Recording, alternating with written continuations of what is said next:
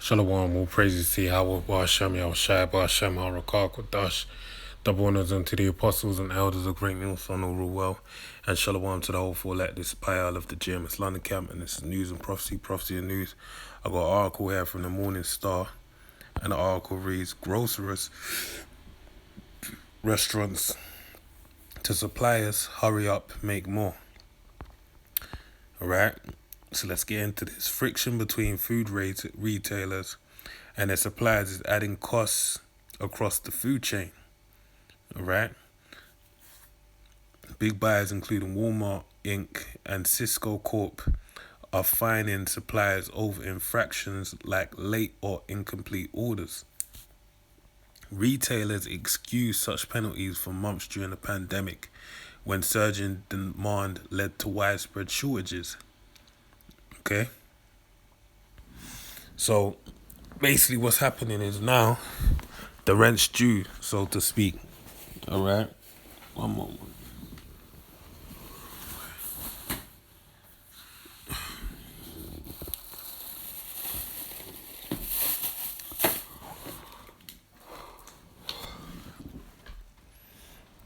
Yeah, what's happening now is rent's due, so to speak. So these retailers are demanding their suppliers basically are putting penalties in play due to the fact of consistently receiving their goods. Alright. So reading on, it says, meanwhile, after months of the pandemic, many food makers and distributors say labor shortages, alright, so a lack of people to work, supply constraints, alright, so a shortage of supplies and high freight costs, so let's say, are making it difficult to deliver complete. So the cost of importing goods, especially when you had the thing over there in Egypt, all right, we had the name of escapes me right now, but you had the freight boat that basically got stuck in the middle of that little strait or wherever it is, all right, and basically caused a big delay, and basically made it as to where there was many other tankers behind it, but then also you had others that actually went a long way around under the Horn of Africa. All right, so in doing so, that's all got a knock-on effect down at your local Walmart or whatever retailer you go to over there in the States. Right, and this is even coming to the rest of the world as well. All right, many in Babylon. All right, dealing with the beast system and whatnot, they're also gonna feel the effects of these things. And why is that? Because of the prophecy of the Lord. All right. So it says, timely orders for goods from cake mix to ramen noodles. Similar tensions are mounting throughout the U.S. economy as industries contend for shortages of supplies and complications of reopening businesses in the wake of the coronavirus. Oh shit, the CV-19 pandemic.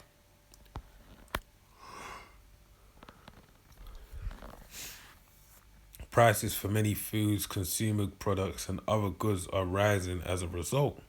The supply chain challenges are still there, said Henk Hartong, Chief Executive Officer of Brynwood Partners, which owns Hometown Food Co., the maker of Pillsbury cake mixes and Buitoni pasta.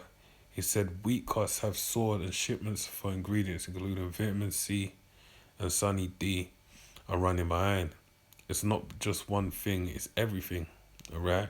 So they ain't saying like, oh yeah, we ain't got enough rice right now. Oh yeah, we ain't got, no flour for your pancake mix. Nah, they're saying it's everything. It's all across the board, alright? And these are popular goods as well.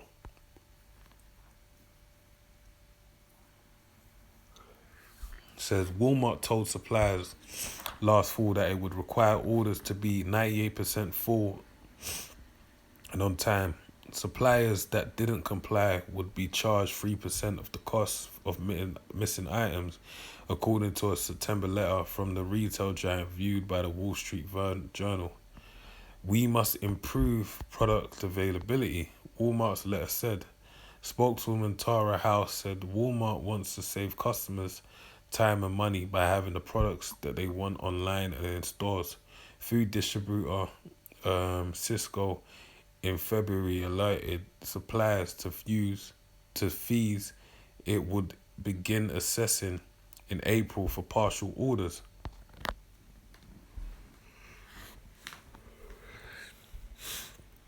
Billing discrepancies and missing data such as nutritional information, according to the correspondence viewed by the journal, fees went into effect in April.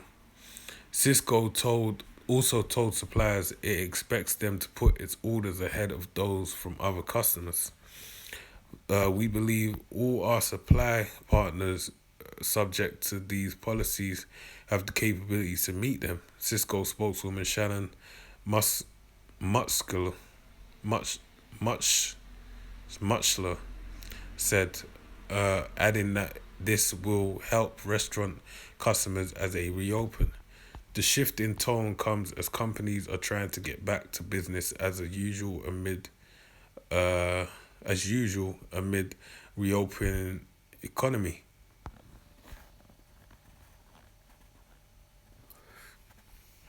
Shit, it's a lot. Um, Restaurants are adding back more seats in dining rooms. Grocers are um, resuming service at salad and hot food bars, and companies are bringing back more people to the office. Retailers, including Bose, Idaho-based Arbitrasons Coles, so they are struggling to secure some goods such as spices and cleaning products like detergent. Albertsons, which operates supermarket chains including Safeway and Jewel Osco, has brought back fees in some categories. CEO Vivek Sankaran said, "It's about providing services with better demand signals and making things simpler," Mr. Sankaran said. I'm just going to pick out the fine points. Alright, so the next paragraph says, while the fees are common among retailers, there are rising costs for suppliers on top of higher prices of fuel, transport, labor, and some raw materials. Yeah, you've got the fuel prices hiking as well. Manufacturers are already raising prices for a range of food and other consumer products. Almost everything is going up, said Jagtar Nijar, Director of Imports and Commodities at distributor Gordon Food Service Inc.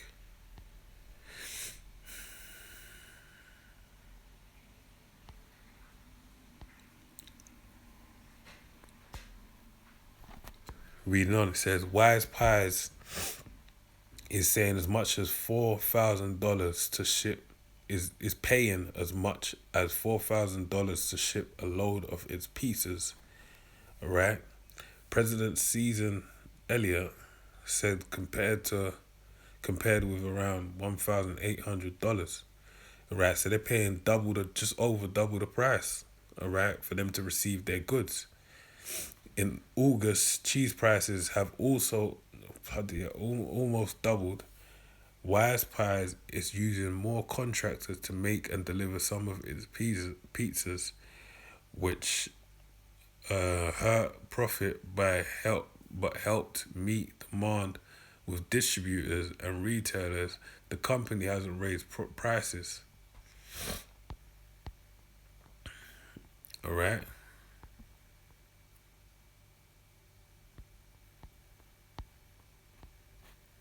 So basically, you're seeing that there's a recipe for disaster right here, because For example, this example, the pizzas is costing double the price to import, but then also the price of another price dealing with the ingredient is increased, right?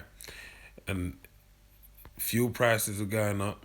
The transport and labor is also going on up, alongside with the ingredients and materials that are needed.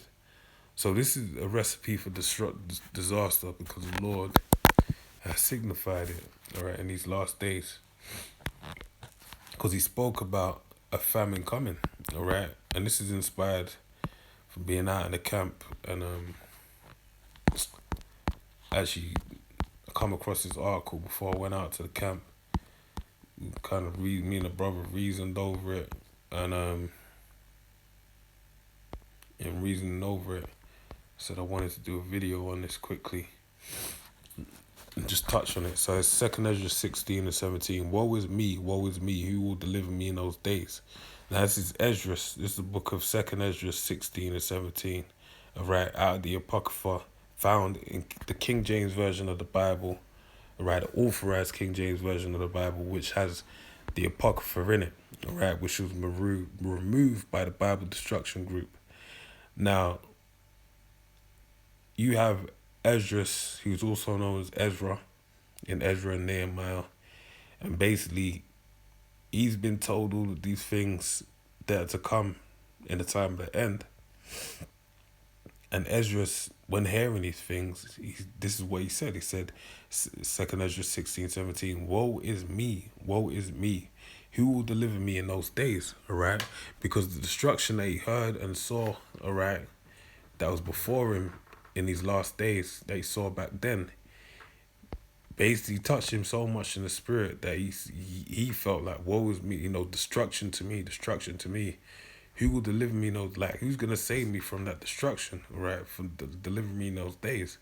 We know it says the beginning of sorrows and great mournings, all right? And this is what we're in the midst of, all right?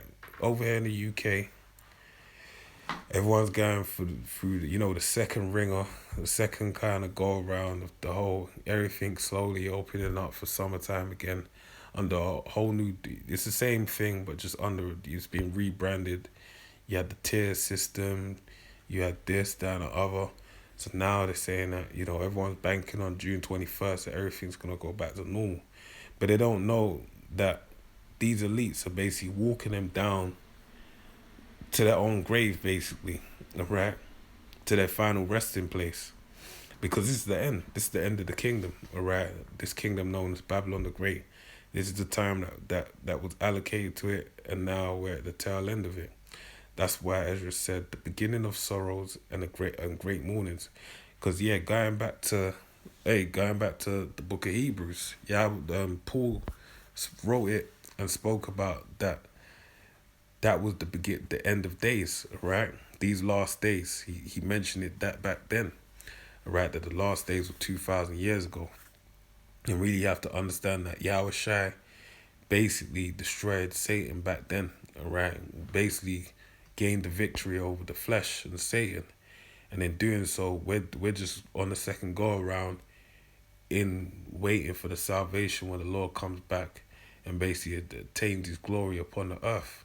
All right. But in saying that, the main point is the last days started back then, 2,000 years ago. All right. But now this is the end of the last days.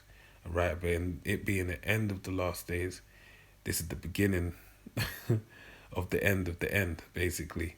All right. So it says, verse 18, the beginning of sorrows and great mournings, the beginning of famine. All right. And this is what this article is delving into. This is giving you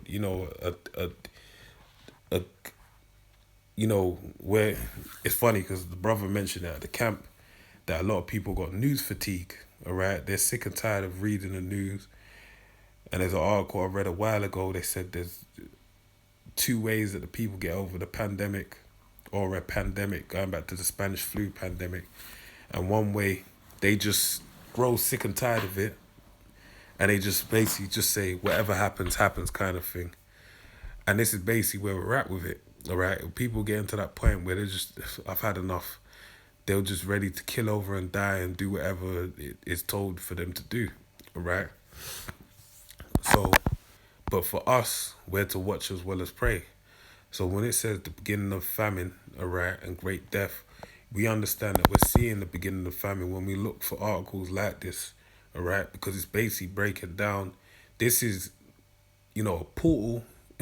This article is like an elaboration of all the things that the Lord spoke. Is kind of showing you that how this kingdom is unraveling. And when we read it, we can see like, damn, this is the beginning of the famine. And famine basically means a lack. So there's gonna be a great lack of food. You can see the prices are inflating, all right, and it's gonna go crazy. So reading on, it says the beginning of famine and great death, right? Because when people die of a famine,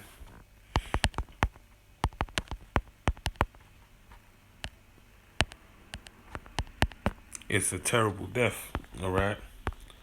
Quickly read this precept when I can find it.